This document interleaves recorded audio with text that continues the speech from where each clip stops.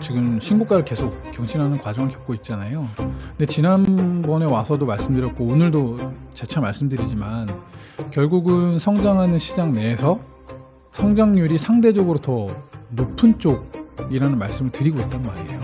사실 이렇게까지 말씀드렸으면 어느 정도는 이해하실 거라고 이제 생각을 하고요. 돌려서 말씀하신 거죠? 네. 기회들이 정말 많은 것 같아요. 왜냐하면 앞으로? 빅테크 업체들의 계속 러브콜이 있는 상황이고, 그리고 지금 수주잔고도 역대 최고치를 경신하고 있는 과정을 겪고 있는 거거든요. 거기에다가 이제 향후에 이제 소버린 투자나 이런 것들이 들어오게 되면 해당 쪽에서도 비슷한 일들이 또 일어날 거란 말이죠. 그러니까 처음에 소버린 투자가 진행될 때 트레이닝 중심의 GPU 시장이 먼저 전개되다가 또 그리고 나서 뭐 1, 2년, 2, 3년 지나면 다시 또 추론 쪽에 대한 좀 강점들 이런 것들이 이제 부각되는 과정을 겪을 겁니다. 네, 월스트리트 모닝 브리핑 함께하고 있습니다. 해운대 암소갈비가 미국산이었어요? 아, 그래요?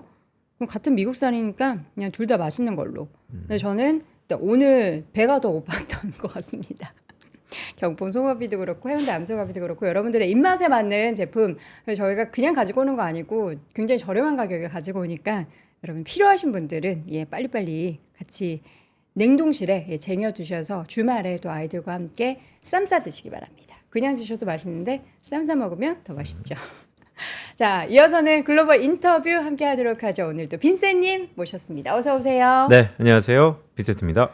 고객님이 해운대 암소갈비 맛있었다고 후기를 우리 빈센님한테 알려주셨나요? 맞습니다. 해운대 암소갈비가 굽는 거에 따라서 그렇게 맛있다고. 맞아요. 이게 아무래도 저희가 뭐 냉동이나 냉장 상태에서 어떻게 그걸 해동시키고 어떻게 굽느냐에 따라서 이게 육즙과 또 육향을 가둬두느냐 아니면 빠지게 되느냐 여러분 알잖아요. 고기 잘 굽는 사람이 구우면은 진짜 저렴한 고기도 맛있는 거. 여러분들도 거기 이제 써 있는 그 안내 사항도 중요하지만 한번 검색해서 유튜브들 보면은 고기 잘 굽는 법 이런 거 있잖아요. 그렇게 한번 활용해 보시면 좋겠습니다. 고기 냄새 풀풀 풍겨서 일단 늘 심심한 사과의 익숙합니다. 말씀을 드리겠고요. 자, 밤사이 시장이 또 올랐습니다. 9월 안 좋다면서요. 네. 근데 왜 이러는 거죠? 지금 3분의 1까지 너무 사상 최고치 계속 경신하니까 네. 이게 뭐지? 갑자기 이러다가 뭐 크게 막 블랙스완급의 뭔가 나오는 거 아니야? 막 이런 걱정도 되면서도 한편으로는 네. 아, 우리가 기다리는 조정이라서 안 오는 건가? 이런 생각도 들더라고요. 뭐 여러 가지가 중첩돼 있죠. 주식시장은 여전히 흔들리며 피는 꽃, 그러니까 흔들흔들하면서 우상향한다라는 네. 것을 또 한 번 증명했다라고 할 수 있겠고요. 제가 매주 화요일 날 레포트를 써요. Do it now, 네. 전략도 타이밍이다 등등. 네. 김두원의 Do It Now. 맞아요.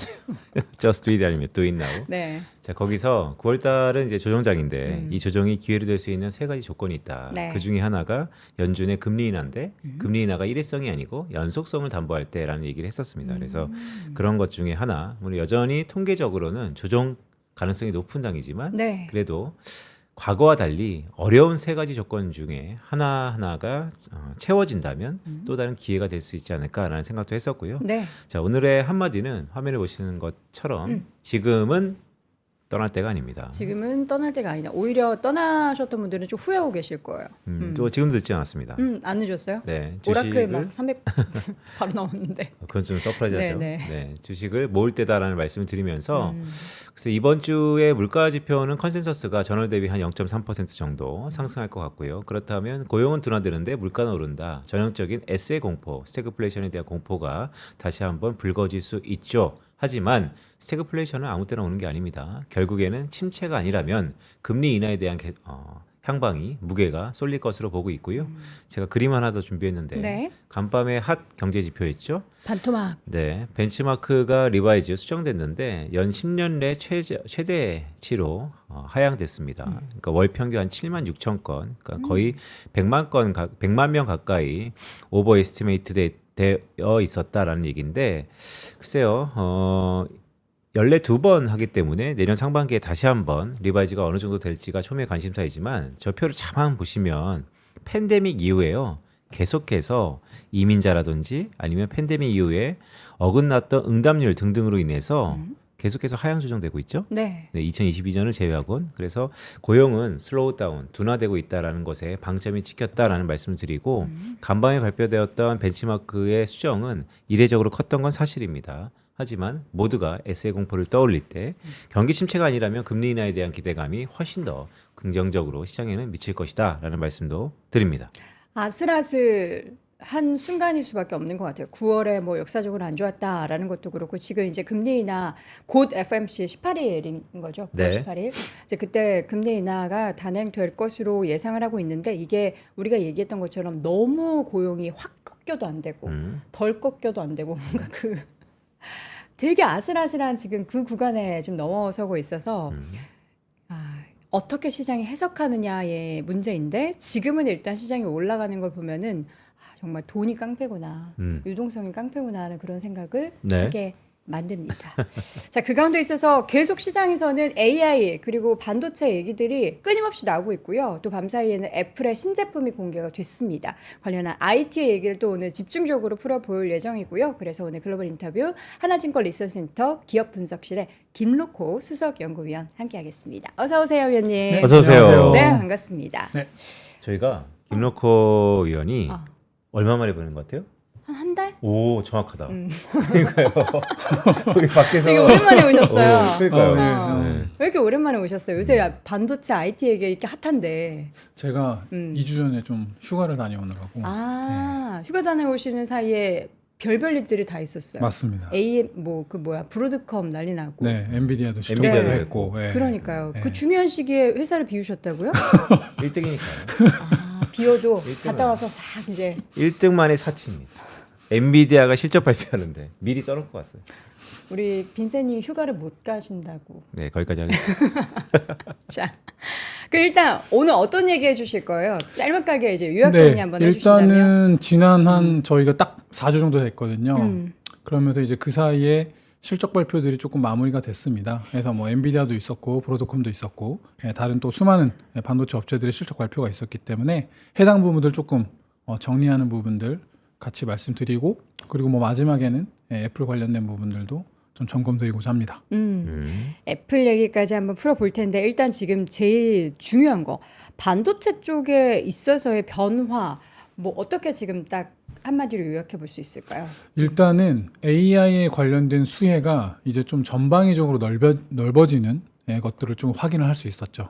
뭐 과거에 뭐 지난 한 1, 2년 동안 GPU나 이런 쪽에 많이 조금 집중되어 있었던 것들이 ASIC으로 넘어오고 그리고 이제 ASIC뿐만 아니라 심지어 최근에는 아날로그 반도체 그리고 이제 소부장까지도 AI 관련된 수혜가 실적에서 티가 나기 시작했다라는 게 가장 큰 좀 변화이지 않나 저희는 생각하고 있습니다. 티가 나기 시작했다.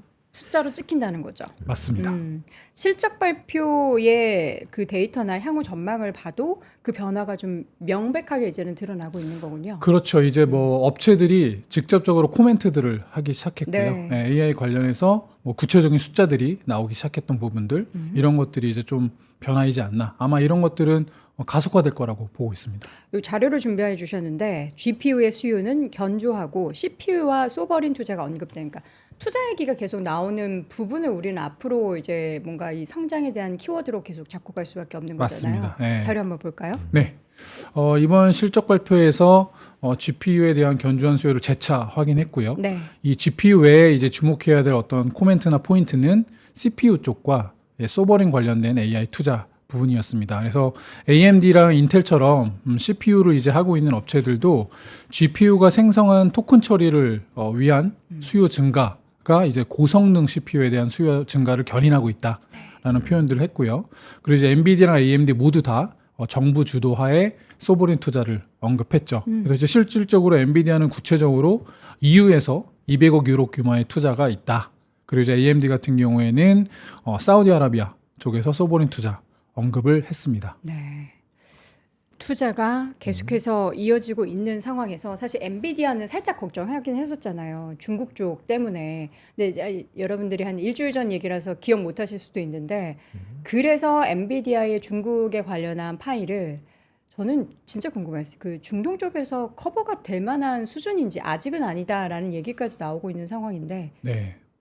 사실은 지금 이제 저희가 구체적인 규모를 언급하기에는 좀 무리가 있을 것으로 보입니다. 왜요? 아직은 초기니까. 네, 그렇죠. 네. 왜 제가 왜요라는 질문에 김록호 의원님의 눈이 땡그레지셨어. 네, 그냥 말씀하시면 돼요. 아직은 편하게. 이제 네. 구체적인 것들을 언급하기는 어려우니까. 네.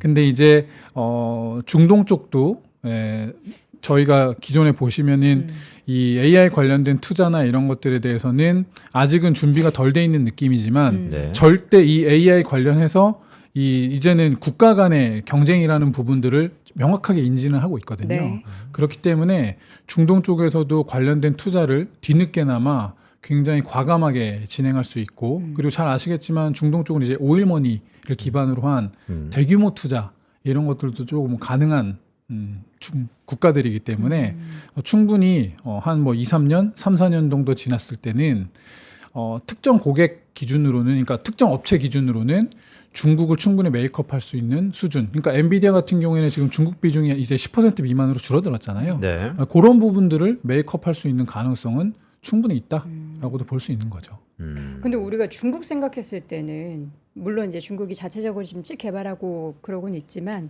엄청나게 파이가 진짜 미국 못지않게 커질 걸 생각하니까 이게 놓치는 게 너무 아쉬웠던 거잖아요. 중국 시장이. 네. 근데 그게 과연 중국을 제외하고 다른 나라들 그리고 다른 나라들이 미국 것만 과연 선택을 할지 중국이 그렇게 대단하게 나오면은 중국 거 선택할 수도 있는 거잖아요. 근데 이제 항상 그 중국 관련된 비즈니스에는 이 보안이라는 좀 걸림돌이 있는 것 같습니다. 네. 물론 이게 미국의 어떤 그 언론 플레이한 것들인지 뭐 이런 것들은 이제 지켜봐야겠지만 네. 사실 화웨이나 이런 업체들의 통신 장비나 이런 것들도 원래 워낙에 잘하는 부분이었었는데 최근에 삼성전자도 그렇고 노키아도 그렇고 에릭슨도 그렇고 비중국 쪽 비중이 그래도 조금씩 늘어나는 모습은 아무래도 이제 중국 관련된 보안 이슈 이런 것들에 대해서 조금 민감하게 반응하는 국가들이 많아졌음을 의미하는 것도 있거든요. 그래서 이제 그런 관점에서 놓고 봤을 때 AI 관련된 부분들도 굉장히 민감한 부분들이기 때문에 아무래도 중국 관련된 부분들을 그렇게 막 적극적으로 채용한다라고 저희가 보기에는 무리가 있지 않을까. 네. 그럼 미국 기업 내에서도 얘기들이 참 많잖아요. 얼마 전에 이제 AMD가 새로운 이제 칩을 딱 공개하면서 AMD의 그런 기업들에 있어서 러브콜이 들어오고 있다라고 했을 때는 엔비디아가 좀 주춤하고 AMD가 확 튀더니 이제는 또 AMD가 조용한 사이에 최근에 또 브로드컴 실적 발표와 함께 브로드컴이 확 뛰면서 엔비디아와 AMD가 조금 쉬었어요. 이 안에서 계속 엎치락뒤치락 하면서 그 안에서 뭐 자기네들끼리 막 얘가 좋았다, 제가 더 뺏어간다 하면서 얘기를 하는데 위원님 좀 정리를 해주시죠. 이거 결국에 누가 이기고 누가 지는 싸움은 아니지 않습니까? 맞아요. 예. 저희가 그 딱 한 달 전에 나왔을 때 네. 말씀드렸었던 내용인 것 같습니다. 그래서 AI 관련된 뭐 서버, 뭐 투자들 기속 절대 규모 자체가 이제 늘어나는 과정이 있는데 그 과정 안에서 이제까지의 2년은 GPU가 네. 굉장히 주도를 할 수밖에 없는 그러니까 트레이닝 중심으로 가는 시장이었다면 향후 2, 3년 정도는 당연히 트레이닝도 진행되겠지만 추론용 시장이 훨씬 더 가파르게 성장할 수 있기 때문에 그런 관점에서 놓고 보면은 빅테크 업체들과 협업하고 있는 브로드컴 같은 업체들의 향후 성장성이 이제까지의 GPU 업체들의 성장성 대비 조금 위에 있지 않을까, 상회하지 않을까라는 말씀을 드렸었죠. 그게 이제 어디가 줄어들고 어디가 늘어난다라는 게 아니라 같이 성장을 해나가는데 성장률의 기울기가 에이직 쪽이 더 높을 수도 있다라는 말씀을 드렸었잖아요. 어떻게 보면 그런 것들이 이번 실적 발표에서 실적 발표할 때마다 네. 주가의 움직임으로 한 번씩 나와주는 모습이 그쵸. 나왔던 거죠. 그래서 이제 GPU가 여전히 견조하대, 견조하네라는 것들이 확인되니까 주가가 견조했다가 또 이제 브로드컴이 실적 발표하면서 브로드컴의 에이직이나 이런 것들이 YOY로 60% 이상 성장률을 보이고 뭐 추가 고객수도 확보한다는 얘기들도 들리고 하니까 에이직도 진짜 좋은가 보다 하면서 에이직이 올라가니까 또 상대적으로 그러면은 GPU가 불리해지는 거 아니야? 라는 생각들이 있을 수 있는 거죠. 근데 이제 결과론적으로는 다 같이 성장을 하는데 분명히 기울기라는 차이는 있는 거고 항상 주가는 그로스를 잘 반영하는 상태이기 때문에 아무래도 그로스가 높을 것으로 기대되는 에이직으로 잠깐 무게중심이 갔다가 또 한 달 정도 또 주가가 신나게 올랐잖아요. 그러니까 또 한번 이렇게 또 조정을 겪는 거죠. 예. 그러니까요. 어떻게 보면 판이 바뀌고 있다라는 생각도 조심스럽게 드는데 이게 투자 관점에서 주가 측면에서 보면 말씀하신 것처럼 기울기의 함수니까 실적 발표가 되면 사후적으로 우리가 이렇게 많이 올랐다 봐 그러면 에이직으로 갈아타자 아니야 GPU야 이렇게 핑퐁 하면서 올라야 되는 건지 아니면 실적 발표 전에 우리가 어떠한 데이터 아니면 어떠한 징후들을 보면 이걸 미리 조금은 감을 잡을 수 있을까요? 사실 이제 GPU에 완전히 포커싱되어 있는 업체들이거나 아니면 에이직에만 노출되어 있는 업체들이거나 서플라이 체인 쪽에서 이런 찬스를 얻을 수는 있을 것 같습니다. 근데 어차피 실적 발표 시기가 거의 뭐 유사한 시기인 경우들도 많고 해서 네. 어느 정도 저희가 감을 잡을 수는 있겠지만 네. 실제로 저희가 확인하는 데이터들은 분명히 시장의 어떤 컨센서스나 이런 것들이 형성되어 있음에도 불구하고 그것을 상회하거나 하회하는 이런 느낌이기 때문에 저희가 징후를 예측할 수는 있지만 어차피 저희가 레인지 안에서만 예측을 하는 거지 정확한 숫자를 꼽을 수는 없는 거거든요. 네, 네. 그 숫자가 어떻게 찍히느냐에 따라서 주가가 이제 왔다 갔다 하는 거기 때문에 그런 거를 뭐 사전에 핀포인트로 네. 맞추기에는 분명히 무리가 있는 부분들이 있죠. 왜냐면 이게 최근에 보니까 화장품의 APR 있잖아요. 엄청 올랐잖아요. 네. 그런데 많이 오를 때 사람들이 두려웠단 말이죠. 계속 갈 것 같은데 어떡하지 했을 때 애널리스트의 콜이 뭐였냐면 이 실적 발표가 되면 실적이 어마어마하게 좋을 거기 때문에 사후적으로 따라 살 겁니다. 근데 엔비디아나 아니면 에이직이 되면서 브로드컴도 그래야 되는 건지 아니면 정말 잘 될 거야라는 강한 뚝심을 갖고 포트폴리오에 넣어놓고 약간의 미세 조정을 해야 되는 건지 지금 못 담은 사람들의 그런 두려움 또 다른 포모에 대해서는 어떻게 우리가 대처해야 될까 치유해야 될까 등등이 좀 있어서 여쭤요. 주가가 어찌됐건 지금 뭐 오르고 있는 상황이고 브로드컴도 지금 신고가를 계속 경신하는 과정을 겪고 있잖아요. 근데 지난번에 와서도 말씀드렸고 오늘도 재차 말씀드리지만 결국은 성장하는 시장 내에서 성장률이 상대적으로 더 높은 쪽이라는 말씀을 드리고 있단 말이에요. 사실 이렇게까지 말씀드렸으면 어느 정도는 이해하실 거라고 이제 생각을 하고요. 돌려서 말씀하신 거죠. 기회들이 정말 많은 것 같아요. 왜냐하면 앞으로? 빅테크 업체들의 계속 러브콜이 있는 상황이고 그리고 지금 수주 잔고도 역대 최고치를 경신하고 있는 과정을 겪고 있는 거거든요. 거기에다가 이제 향후에 이제 소버린 투자나 이런 것들이 들어오게 되면 해당 쪽에서도 비슷한 일들이 또 일어날 거란 말이죠. 그러니까 처음에 소버린 투자가 진행될 때 트레이닝 중심의 GPU 시장이 먼저 전개되다가 또 그리고 나서 뭐 1, 2년, 2, 3년 지나면 다시 또 추론 쪽에 대한 좀 강점들 이런 것들이 이제 부각되는 과정들을 겪을 겁니다. 해당 과정 안에서 아무래도 이제 글로벌 넘버원 업체 에이직 관련된 글로벌 넘버원 업체가 브로드컴이고 그리고 지난 2, 3년, 3, 4년 동안 쌓아놓은 레코드들, 레퍼런스들이 있잖아요.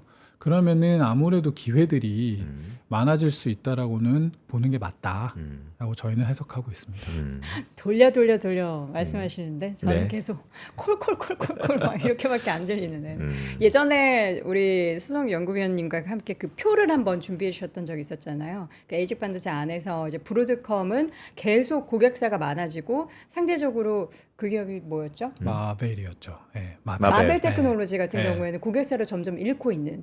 여전히 좀 그런 상황이 뭐 이제 한두 달 사이에 변하지는 않았죠. 네, 크게 변한 부분은 없는데, 근데 마벨이라고 그래서 뭐 성장을 못 하고 있는 건 아닙니다. 그렇죠. 근데 이제 생각보다 그 성장의 기울기가 시장의 기대치를 충족하지는 못했었어요. 그래서 이번에도 아마 하루 사이에 실적 발표를 했을 텐데, 네. 마벨이 거의 뭐 한 15%에서 20%의 주가 하락을 경험했죠. 네. 그러니까 지금 이제 우리는 두 달 전에 그 표를 보고 나서 네. 이제 여기 시장에서는 진짜 브로드컴이 최강자라는 얘기들을 이미 드렸기 때문에 알고 계셨던 분들이 있었는데 그렇지 않은 분들은 이거 둘 다 에이직인데 왜 이래? 하면서 이제 그렇죠. 약간 네, 맞습니다. 깜짝 놀라셨던 그럴 수 분들도 있습니다. 많으시죠. 네, 일단 점유율 차이가 좀 많이 나죠. 에이직 시장이라니까 그러니까 AI를 떠나서 에이직이라는 원래 있는 그 시장 안에서 네. 브로드컴의 점유율이 60%가 넘어가고요. 오. 1위 업체이고 네. 60%가 넘어가고 마벨이 한 15% 내외 정도 됩니다. 그러니까 이게 사실 좀 변한 예. 건가요? 왜냐면 아니요. 이전에는 마벨이 훨씬 주가가 더 잘 올랐었거든요. 아니, 그러니까 주가 자체는 좋았는데 네. 점유율을 놓고 보면은 원래 브로드컴이 한 어. 4배 가까이의 점유율을 차지하는 시장이었었던 거고요. 음. 그리고 이제 마벨이 그때 당시에는 이제 막 고객사들이 막 추가되는 그런 과정들을 네. 겪었었고, 근데 이제 그러고 나서 음. 조금 다시 좀 주춤하는 모습들, 그리고 실제로 이제 실적도 기대치를 충족하지 못하는 모습들이 나오다 보니까 예, 주가가 조금은 조정을 겪는 모습이 나왔죠. 그럼 지금 시점에서는 앞서서 제가 맨 처음에 서두에 질문드렸던 내용이 이 안에서 엎치락뒤치락 하면서 얘가 크니까 얘가 뭐 덜 크네 뭐 이런 것보다는 골고루 이제 만약에 반도체 관련한 하드웨어 투자를 내가 계속 하겠다라고 하면은 포트 안에 이것저것 좀 같이 촥 부패처럼 담아두는 게 좋은 건가요? 저는 그게 맞다라고 봅니다. 그러니까 결국은 주가 자체는 우상향할 가능성을 이제 높게 보고 있는데요. 네. 누가 더 많이 오를 거야의 싸움을 이제 저희가 이제 고민하는 거잖아요. 근데 어찌 됐건 이거를 뭐 월 단위건 분기 단위건 분명히 누가 많이 오르는 구간, 누가 덜 오르는 구간이 분명히 있을 거란 말이죠. 그거를 저희가 막 월별로 분기별로 딱딱딱딱 핀포인트로 맞춰놓을 수는 없기 때문에 포트폴리오를 조금 넓혀놓는 전략이 안정적으로 보이고, 난 그게 싫다, 난 그냥 뭐 한 종목으로 그때그때 트레이딩 잘할 거다 하는 네. 거는 이제 정말 이제 그 트레이더의 영역인 것 같습니다. 그러니까 일반인들이 그렇게 하기가 참 힘들죠. 그래서 김록호 의원 말씀하신 것처럼 결국 뭐 부패까지는 모르겠으나 브로드하게 좀 이렇게 브로드하게 펼치는 게 아주 좋을 것 같다. 자꾸 브로드컴 얘기만 하는 것 같은데요. 아니. 지금 자료 하나 준비하셨는데 에이직도 AI 기반으로 사상 최고 기록을 경신하고 있다. 그러니까 매출액도 그렇고 지금 데이터를 가지고 오셨는데 마벨과 브로드컴의 차트 모양이 조금 달라요. 약간 이 차트가 조금 서로 다른 부분은 네. 있습니다. 그러니까 일단 지금 왼쪽에 있는 브로드컴 같은 경우에는 AI 반도체 매출액만 따로 언급을 하고 있어요. 브로드컴이 직접적으로. 네. 그래서 그런 것들이 이제 저희가 쭉 트래킹했던 거고, 브로드컴의 반도체 사업부 안에 AI 비중이 꾸준히 늘어서 지금은 이제 60%에 육박했다라는 부분들, 그리고 이거는 전년 동기 대비 63% 증가한 거고, 다음 분기 가이던스 같은 경우에도 YOY로 66% 증가할 것으로 일단 전망해 놓았습니다. 그리고 이제 마벨 같은 경우에는 데이터 센터 매출액이에요. 그래서 정확하게 이게 뭐 AI 관련된 거다라기보다는 이제 데이터 센터만 이제 해놓은 건데, 비중 자체는 마벨도 데이터 센터 매출액이 높죠. 70%를 넘어서는 상황인데, 보시면 왜 주가가 하락했을까를 보면은 지금 요 매출 비중이 보면 약간 좀 줄어드는, 네. 이번 분기 때 매출액 규모는 늘었죠. 꺾였어요. 매출액 규모는 늘었는데 매출액 비중 자체는 조금 축소되는 모습이 나왔잖아요. 그러니까 이런 것들이 아마 시장에서 보시기에는 좀 만족스럽지 않았다. 계속해서 이런 것들도 치고 나가야 되고, YOY 매출액이나 이런 가이던스들도 공격적이었어야 되는데, 지금 다음 분기 가이던스가 QOQ로 매출액 증가폭이 그렇게 크지 않았습니다. 이 데이터 센터 매출액 관련해서. 그러다 보니까 이제 좀 실망감이 있지 않았나라고 보고 있습니다. 데이터 센터는 계속해서 투자도 많이 하고 마켓이 커질 거라 그러는데 마벨만 유독 못했다. 근데 그거를 그렇게 해석하시기보다는 네. 이제 여러 사업부가 있다 보니까 음. 데이터 센터 관련된 사업 말고 다른 사업부 매출액이 증가폭이 크면 비중이- 이런 식의 숫자가 나올 수도 있는 거거든요. 네. 네. 여러분 중에서 이제 한 분이 날카롭게 제가 오늘 기분이 좋아 보인다 라는 말씀을 하셨는데, 제가 최초 공개합니다. 개별 종목을 진짜 제가 투자는 안 해요. 샀구나. 뒷손석 한 입꼬리 개. 내려, 그러니까. 입꼬리 내려 도나 입꼬리 내려. 근데 제가 한 올 초에 네. 포트를 한번 이렇게 조정을 해야겠다 네. 하면서 ETF를 좀 정리를 하고, 그리고 나서 딱 2종목 샀는데 오. 그 2종목 중에 한 종목이 브로드컴이었거든요. 근데 사실 제가 사고 나서 되게 많이 빠졌었어요. 네. 뭐 밀사 해야죠. 네. 그럼 저는 이제 계속 같이 갈 거니까. 근데 자꾸 제가 사고 난 다음 브로드컴 얘기를 너무 많이 하니까 제가 어떻게 감출 수가 없네요. 그래서. 네, 그래서 입꼬리가 조금 올라가서 여러분 죄송합니다. 네. 예, 브로드컴에 대한 이야기를 할 때마다 개인적인 감정을 감추지 못해서 죄송합니다. 근데 우리가 실적 발표 최근에 사실 엔비디아 하기 전에 후에 하면서 살짝 또 그 단어가 나왔었어요. 이거 AI 관련한 수요 감소, 이제 투자할 만큼 한 거 아니야? 또 살짝 얘기 나왔었던 게 벌써 AI의 캐즘 올 초에 또 한번 흔들렸었던 그 단어가 나왔다가 지금 쏙 들어갔거든요. 우리 위원님께서 보시기에는 지금 캐즘 얘기 나오는 것 자체가 말이 안 되는 수요가 지금 펼쳐지고 있는 건 맞죠?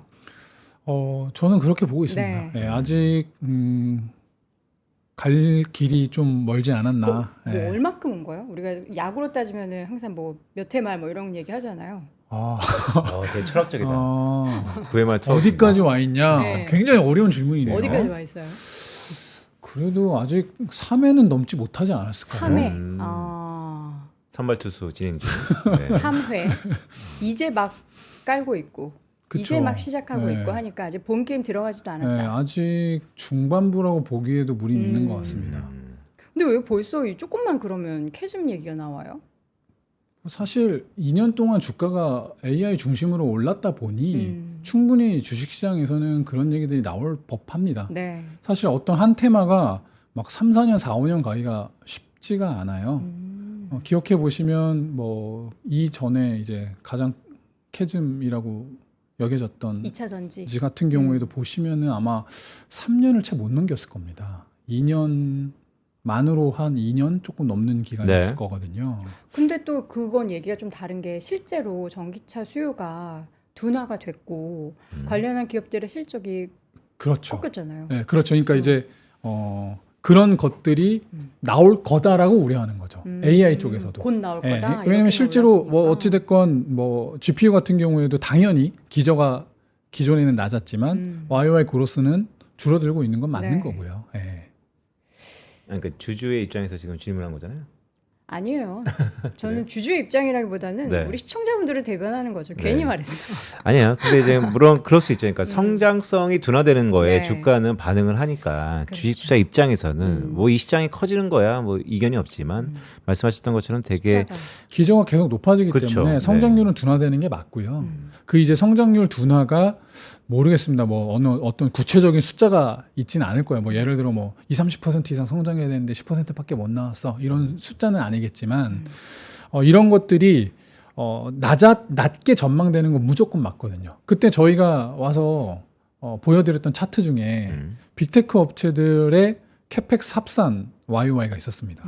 그래서 그때도 이제 말씀드렸던 것 중에 하나가 작년 말에 올해 캐펙스 가이던스를 전망함에 있어서 처음에 뭐 20%대였다가 30%대로 올라가고 뭐 지금 이제 40%대까지 올라왔어요라고 이제 말씀드렸던 기억이 있어요. 이 숫자가 조금은 다를 수 있습니다. 아마 네. 조금 더 높을 수도 있는데 그 숫자를 이제 언급하면서 내년 캐펙스 합산 YOY 그로스가 10%대밖에 안 나옵니다. 그러면 요거는 이제 말 그대로 좀 우려할 수 있는 상황이거든요. 근데 앞서 말씀드렸던 것처럼 올해조차도 3번의 상향 조정이 있었던 것처럼 지금 내년의 캐펙스를 우리가 얼마나 의미 있게 전망할 수 있겠느냐라는 거죠. 그래서 요것도 지금은 뭐 10% 내외 뭐 정도밖에 안 되지만 시간이 또 지나면 상향 조정될 가능성이 다분하다. 심지어 그 빅테크 업체 중에 하나인 구글 같은 경우에도 데이터 센터 관련된 투자 금액을 내년까지의 투자 금액을 기존 대비 상향 조정했었잖아요. 이런 것들이 결국에는 이제 더 이상 나오지 않는 모습들이 하나둘씩 아마 나오겠죠. 네. 그러면 이제 우리가 좀 우려해야 되는 거 아니야? 뭐 어느 특정 업체가 우리 더 이상 캐펙스 안 늘려도 될 것 같아요. 뭐 아니면은 상향 조정이 뭐 멈춘다던가 뭐 이런 것들이 나오면 이제 아까 전에 말씀하셨던 뭐 캐즘이나 이런 것들에 대한 우려들을 저희가 해야 되겠지만 지금 현재는 뭐 근 한두 달 들렸었던 뭐 AI 관련된 투자가 좀 과잉일 수도 있다. 이런 표현이 나온 것 대비로는 너무 많은 업체들이 AI 관련된 숫자들을 상향 조정했습니다. 네. 좀 민감하지만 기술적인 질문 좀 드려볼게요. 이거는 사실 1등 애널리스트니까 좀 드려야 될 것 같아요.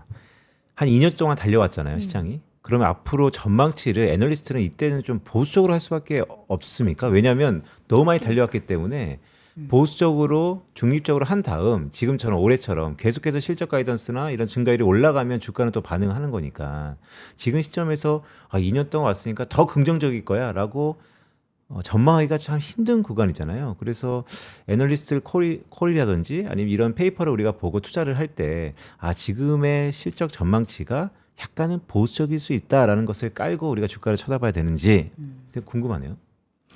근데 이거는 사실 뭐 애널리스트들 성향마다 조금 다를 거기 우리 때문에 위원님 성향은 어떠신데요? 저는 이렇게 달리면 같이 가야 보수적으로 추정하는 편이죠. 그러니까 그게 제 좀 맞는 것 전망 같아요. 자체는. 예.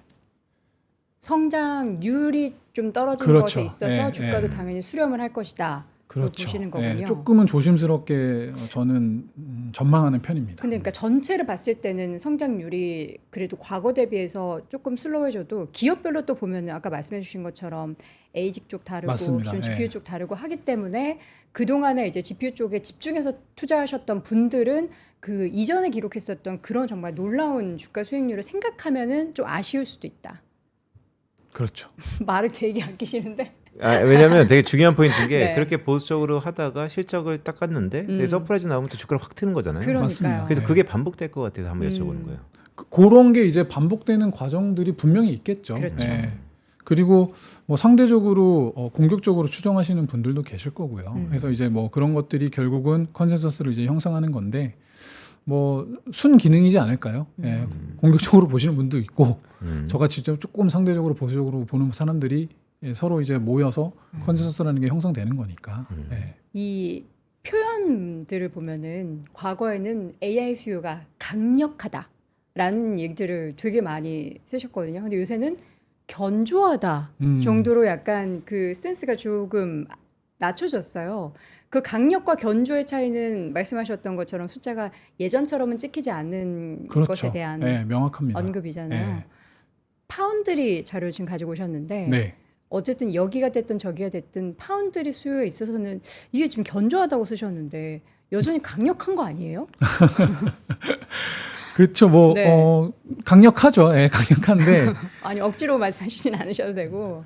보시면은 이제 네. 그 TSMC에서도 전방산업별 매출 비중을 보면 저희 그 데이터 센터나 이런 것들이 포함되어 있는 HPC로 이제 분류되어 있는 이 영역이 가파르게 증가했죠. 네. 원래 40% 초반 중반대에 있다가 작년에 이제 50%대를 달성하더니 지금은 무려 2분기 기준으로 60%를 찍어버렸습니다. 네. 그래서 그리고 이런 것들 때문에 이를 기반으로 해서 올해 전사 매출액 연간 성장률을 기존 20% 중반에서 30%로 상향 조정하기도 했고요. 그래서 파운드리 쪽에서도 당연히 왜냐하면 TSMC는 엔비디아의 GPU를 만들어주는 회사이잖아요. 네. 그래서 이런 부분들이 상향 조정이 가파르게 되고 있다. 그리고 사실 이제 3위 업체인 파운드리 업계에서 삼성전자에 이어 3위 업체인 글로벌 파운드리 같은 경우에도 AI 중심의 이제 성장을 언급은 하는데 TSMC랑은 조금 결이 다릅니다. 그래서 아무래도 이제 그런 GPU나 이런 것들을 상대적으로 많이는 못하는 업체이다 보니까 스마트 글래스나 로봇용 프로세스처럼 이제 엣지 AI를 위한 수요를 언급하고 있는 상황이라고 보시면 될 것 같습니다. 예. 엣지 AI를 위한 수요를 언급하고 있다. 우리 AI 수요 중에서요. 다시 보자 낸드 뭐 이런 얘기 좀 있는 것 같아요. 다시 보자 낸드. 꺼진 낸드도 다시 보자요. 그런 부분들도 있습니다. 메모리 쪽에서도 AI 관련된 부분들이 기존에 우리가 너무 잘 알고 있는 네. HBM뿐만 아니라 엔터프라이즈형 SSD에서도 이제 수요가 조금 생기고 있는 상황이다라고 보시면 될 것 같고요. 마이크론이 이번 실적 발표하면서 올해 디램 수요 전망을 기존 10% 중후반에서 10% 후반으로 상향 조정했습니다. 그래서 이제 디램 같은 경우가 수요가 견조한 것들을 마이크론 입장에서는 이제 먼저 표명을 해놓은 상태고요. 근데 지금 최근에 보시면 요 차트인데 이 낸드 수요가 생각보다 견조하게 잘 올라오고 있습니다. 그리고 그 안에서 보시면은 이 엔터프라이즈형 SSD 비중이 이제 30%를 넘어서기 시작했죠. 이 엔터프라이즈형 SSD는 서버나 데이터 센터 쪽으로 들어가는 SSD라고 보시면 될 것 같습니다. 데이터 센터가 AI 모든 걸 그냥 다 잡아먹고 있네요. 그렇죠.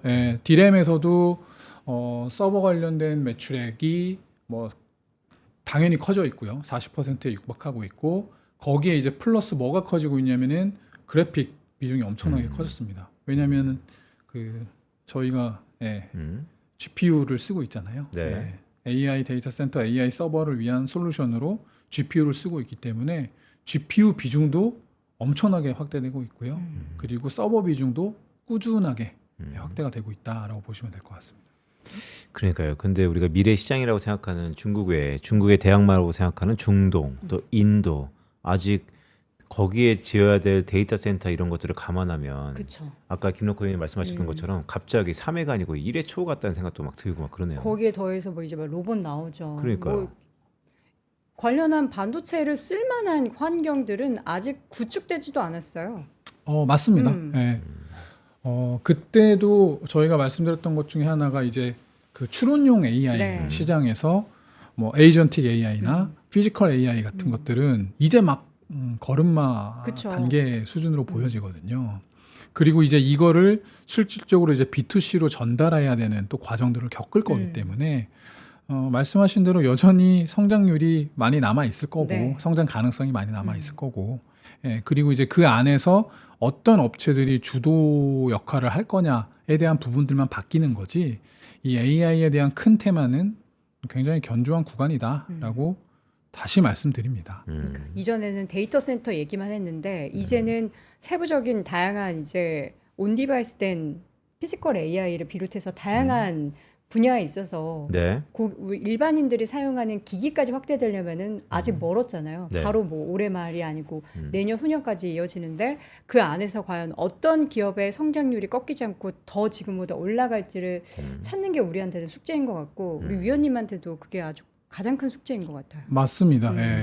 지금까지 주도해 왔었던 우리가 너무 잘 알고 있는 뭐 엔비디아, 브로드컴 외에 이제 뭐 필라델피아 반도체 지수를 구성하고 있는 많은 종목들이 있잖아요. 네. 아날로그 반도체, 뭐 소부장 업체들 이런 업체들 중에서도 이제 아까 전에 저희가 서두에 말씀드렸던 것처럼 AI 관련된 부분들이 이제 막 숫자에서 실적에서 그쵸. 이제 막 티가 나기 시작한 업체들이 있기 때문에 그런 업체들 중에 향후에 어떤 업체들이 AI 관련된 부분들에서 성장성을 조금 두각을 나타낼 수 있을까라는 부분들을 찾아내는 게 저희 모두의 숙제이죠. 그렇죠. 네. 애플 얘기 잠깐 좀 여쭤볼게요. 네. 애플 신제품 나왔는데 역시나 시장의 반응은 미지근합니다. 네, 워낙에 뭐 네. 루머상으로 많이 알려져 있었고 카툭지 얘기. 렌더링 이미지 워낙에 많이 네. 돌고 있었기 때문에 뭐 something new가 있었다라는 표현을 쓰기에는 좀 뭐 이미 너무 한 2, 3년, 3, 4년부터 애매했었던 것 같고요. 이번에 이제 에어라는 모델이 얇은 거. 새롭게 추가가 됐죠. 네. 기존에 이제 플러스 모델을 대체하는 에어라는 모델이 들어왔고 일단은 뭐 제가 직접 만져보지는 않았지만 그 사진상으로 보기에는 엄청 얇긴 얇아서. 얇더라고요. 그래서 분명히 조금 디자인 차별화 아니면 그 두께에 대한 또 니즈가 있는 고객들에게는 어느 정도는 좀 충족할 수 있는 모델이지 않을까. 왜냐하면 기존 플러스는 딱히 어떤 엣지 포인트가 없었어요. 그냥 고사양. 사이즈만 큰 모델이었기 사이즈만 때문에 그리고 이제 프로가 있고 프로맥스가 있었는데 그래서 어중간했거든요. 가격도 어중간하고 그렇다고 뭐 사이즈만 크기에는 또 그것도 애매했고 근데 에어는 사이즈는 그대로 크게 유지하되 두께를 혁신적으로 줄여놨기 때문에 분명히 조금 해당 니즈들은 있지 않을까라고 저희가 볼 수 있고요. 그리고 디자인이 어찌됐건 좀 많이 변했습니다. 네. 지난 한 2, 3년 동안 아이폰이 디자인이 사실 변화가 없었어요. 네. 제가 2년 주기로 지금 아이폰을 바꿔 쓰고 바꾸고 있는데요. 계세요? 바꾸고 있는데요. 그래도 나름 이제 지금 16이에요, 그러면? 제가 이제 15였었고요. 네. 이제 올해가 이제 딱 17. 2년을 채우는 해입니다. 홀수 네. 모델 쓰시는군요. 2년을 채우는 해인데 근데 디자인이 많이 변하긴 했더라고요. 일단 뭐 사실 디자인이라고 할 게 후면 디자인밖에 없는데 카메라 튀어나오냐 후면이 안 엄청 튀어나오냐. 큰 변화가 있더라고요. 디자인 이러다가 그냥 차원에서. 전체가 카메라 렌즈가 될 것 같아요. 그래서 일단 디자인이 변했다라는 거는 나쁘진 않은 것 같습니다. 저희가 보면은 디자인이 변하는 게 의외로 소구점이 되는 경우들이 있었어요. 과거에 보면은. 그래서 뭐 직사각형이었다가 라운드로 네네. 바꿨다가 다시 또 직사각형으로 갔다가 이런 모델들이 딱히 뭐 하드웨어적으로 봤을 때는 큰 변화가 없었는데 의외로 판매량이 나쁘지 않았던 기억들이 있거든요. 디자인이 조금 달라진 것이 네, 있어서 디자인이 달라졌다는 측면에서. 그래서 이번에 디자인이 조금 바뀐 거는 그래도 뭐 긍정적으로 쳐줄 수 있는 뭐 하나 쳐줄게 그래. 예. 이거 찐 겨울용 유저로서 그렇죠? 소비자로서. 근데 긍정적으로 쳐줄 수 있는 포인트지 않을까. 애플 사시는 분들 중에 저도 사실 그걸 그냥 기동용으로 들어서 홀수 모델을 더 선호하고 홀수 때마다 좀 많은 변화가 있다 뭐 이런 얘기들이 있던데 이게 실제로 그런가요? 우리 위원님이 지금 보니까 홀수 모델만 계속 써오신 것 같은데. 근데 제가 뭐 어떤 걸 딱 의도하고 그래요? 그렇게 샀던 건 아닌데 네. 홀수 모델들이 조금 변화가 있었던 것 같은 기억은 나네요. 맞아요. 예, 뭐 듀얼에서 트리플로 넘어간다든가 어떤 좀 의미 있는 변화들이 트리플에서는 있었던 것으로 기억합니다. 그리고 제가 요 15를 샀을 때도 네. 그 텔레, 그러니까 저희 그 텔레라고 해서 망원이죠. 네. 망원 카메라 같은 경우가 이제 디지털 줌이 있고 실질적인 피지컬하게 당기는 광학 줌이 있거든요. 네. 근데 기존에는 전부 다 디지털 줌이었어요. 근데 제가 산 요 모델부터 이 광학 줌이 5배까지 당겨지는 거라서 네, 광학 줌이 5배까지 당겨지는 거라서 이거는 한번 경험해 봐야 되지 않겠나 해서 네. 물리적으로 당겨지는 5배를 저희가 이제 구매를 했었고요. 네. 이번 같은 경우에도 보니까 그 텔레가 망원이 8배까지 피지컬이 늘어나 있더라고요. 그렇게 땡겨서 뭘 찍으려고 달을 뭐- 찍으려고 하나? 아니 뭐 스포츠 좋아하시는 분들이나 아이돌 좋아하시는 분들 네. 흔히 그거 얘기하잖아요. 뭐 대포? 그렇죠. 대포, 대포 예, 카메라. 대포 카메라 대포폰이 얘기하잖아요. 아니고 대포폰 불법 핸드폰이죠. 대포 카메라 얘기하잖아요. 그런 것처럼 좀 이렇게 땡기는 니즈들이 좀 있으신 것 같습니다. 땡겨서 보고 싶다. 저도 막상 써보면 예, 저는 땡겨 쓰는 거 하나 있어요. 왜 전자제품 뒤에 고객센터 전화번호를 봐야 되는데 그 잘 안 보일 때는 카메라를 이렇게 당겨서 찍으면은 괜찮네. 되게 잘 보이거든요. 그쵸. 네, 생활의 그런 지혜. 용도로도 또 쓸 수 있습니다. 근데 이제 인텔리전스 관련된 좀 부분들이 언급되지 않을까 맞아요. 했는데 사실 큰 언급은 없었고 근데 일단 애플 내부적으로 그걸 너무 잘할 텐데 왜 언급을 1도 안 하는 걸까요? 글쎄요 아직 좀 준비가 덜 돼 있다. 그러니까 저희가 그때도 어렴풋이 얘기했었던 것 같은데 애플 인텔리전스가 사실 이제 서비스된 지 1년 채 안 됐습니다. 네. 작년 9월에 똑같이 아이폰 공개하면서 애플 인텔리전스를 공개했고 그때 당시에 미국에서부터 서비스를 개시한다고 했고 그때도 이제 한 달여간의 시차가 있었고 그리고 이제 영어권 비미국인데 영어권 국가에 연내한다고 했고 그리고 나서 뭐 일본, 뭐 중국, 한국 이렇게 늘려 나갔거든요. 네. 그래서 우리나라 같은 경우에도 제 기억으로 아마 한 3월쯤에나 서비스가 제대로 됐던 걸로 제가 기억을 해요. 그러면은 아직 이제 애플 인텔리전스가 미국 버전으로 시작한 지 1년도 못 채웠고요. 그리고 영어권도 아직 1년 못 채웠고 네. 글로벌리하게는 뭐 아직 한참 남았죠. 그래서 이런 것들이 조금 준비되고 나서 좀 와우 효과를 내기 위해서 조금 아끼고 있는 거 아닌가라고 추정해 봅니다. 그렇죠. 그들도 뭔가를 내놓고 싶고 시장이 원하는 걸 알고 있을 텐데 이렇게 참고 있는 데는 그만한 뭔가 아주 큰 게 있을 거다라고 지금 주주분들은 그렇죠. 기대하고 예. 있습니다. 그러니까 뭐가 크다기보다는 이런 것들이죠. 그러니까 어찌됐건 애플이 지금 그 모바일 기기나 뭐 맥북이나 이런 것들을 글로벌리 가장 많이 깔아놓은 업체 중에 하나예요. 그래서 AI 관련된 서비스들도 트래킹을 잘하고 있을 겁니다. 그러면 이제 이런 트래킹한 데이터를 기반으로 해서 실제로 스마트폰에서 유저들이 어떤 기능을 사용했을 때 가장 AI 같은 그 가치를 느끼더라. 그리고 맥북에서는 어떤 것들을 느끼더라, 뭐 아이패드에서는 어떤 것들을 느끼더라, 이런 것들 아마 계속해서 트래킹을 하고 축적하고 있을 있네. 거거든요. 그리고 이제 그걸 기반으로 해서 가장 적합한 서비스를 낼 수 있는 업체라고 저희는 이제 보여지는데 네. 이제 뭐 시간이 조금 걸릴 수는 있다. 그리고 이제 내년이 마침 또 아이폰 20주년이고 하면서 이제 폴더블도 나오고 이러잖아요. 나와야죠. 그래서 애플 인텔리전스를 뭐 그때까지 늦추지는 않겠지만 어차피 인텔리전스는 소프트웨어적으로 네. 충분히 중간중간 업데이트로 대응 가능한 영역이기도 합니다. 그래서 이번 아이폰이 공개되면서 애플 인텔리전스가 같이 공개됐으면 베스트였는데 네. 그렇지 않더라도 소프트웨어적으로 충분히 어느 시점에서나 이거는 업데이트가 가능한 부분들이기 때문에 해당 부분들을 조금 기다려보자. 네. 예. 애플은 기다려보자. 애플 걱정은 하는 거 아니죠.